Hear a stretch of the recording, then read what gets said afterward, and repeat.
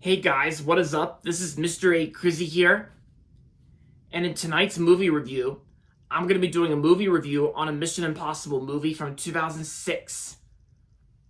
And this review is on Mission Impossible 3. Mission Impossible 3 is the third installment of the Mission Impossible franchise, starring Tom Cruise, and Mission Impossible 3 is directed by J.J. Abrams, with music by Michael Giacchino. So basically what Mission Impossible 3 is basically about, it's basically about like Ethan Hunt, and that's played by Tom Cruise, Ethan Hunt. I'm gonna read it on the back of the DVD here. This is Mission Impossible like you've never seen it before. Tom Cruise stars as Ethan Hunt in this pulse-pounding thrill ride directed by J.J. Abrams. Lured back into action by his agency's superiors, Ethan faces his deadly adversary yet, a sadistic weapons dealer named Owen Davian, played by Philip Seymour Hoffman. With the support of his team, Ethan leaps into a spectacular adventure from Rome to Shanghai as he races to rescue a captured agent and stop Davian from eliminating his next target, Ethan's wife Julia, played by Michelle Monaghan.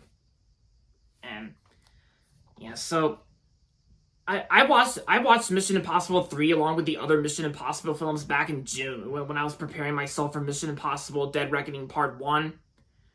And oh yeah, this is so far the only Mission Impossible movie I own on DVD so far, cuz I actually don't have any of the other Mission Impossible films on home video. But because I thought for sure I had Mission Impossible. I thought for sure I had Rogue Nation and Fallout, just like when I saw those two in the theaters. But yeah, it's like I've had this DVD for Mission Impossible for a really long time, for years, and for what it is, I gotta say, Mission Impossible is basically, I think it's definitely the Mission Impossible movie where the franchise gets better and better. This is actually the movie where the franchise ends up getting better and better. Since I understand that a lot, that most people out there didn't really like Mission Impossible 2 that much, but I didn't really mind it, even though it is the weakest, but I still didn't mind it. But for Mission Impossible 3, this is actually where things start to get real good in the franchise, and it's basically how Ethan Hunt's trying to stop Owen Davian from, it's because I gotta say, Owen Davian's actually one of the most threatening Mission Impossible villains in the franchise, and I gotta say, Philip Seymour Hoffman actually does a real good job playing him. Like, definitely, it's probably one of Philip Seymour Hoffman's villainous roles. Yeah, and it's still sad to this day that Philip Seymour Hoffman's no longer with us. Yeah. But yeah, Philip Seymour Hoffman was great in this film, and Tom Cruise is always fun to see as Ethan Hunt in the franchise. And I gotta say, J.J. Abrams actually does a real good job directing this film, since he is a good filmmaker and director, J.J. Abrams.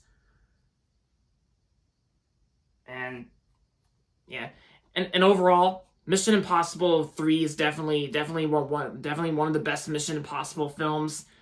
And yeah, I'm not ready to give my rating on it yet, because there's some more things to talk about.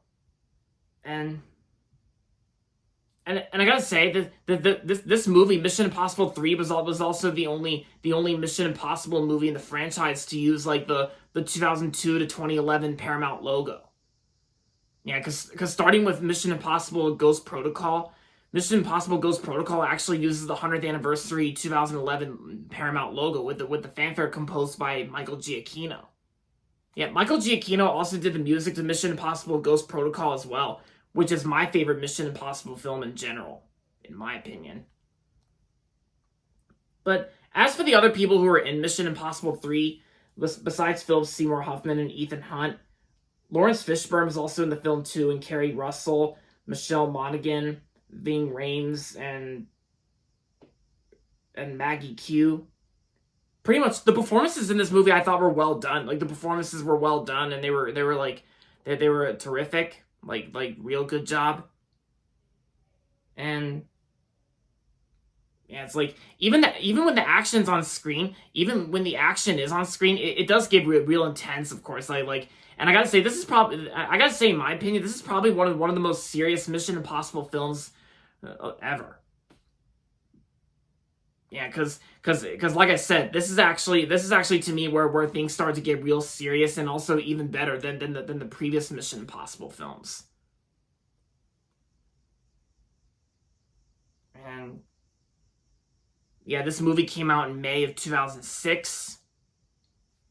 And yeah, and even Michael Giacchino's music score is also real good too, because I am a big fan of Michael Giacchino. I'm a big fan of his music.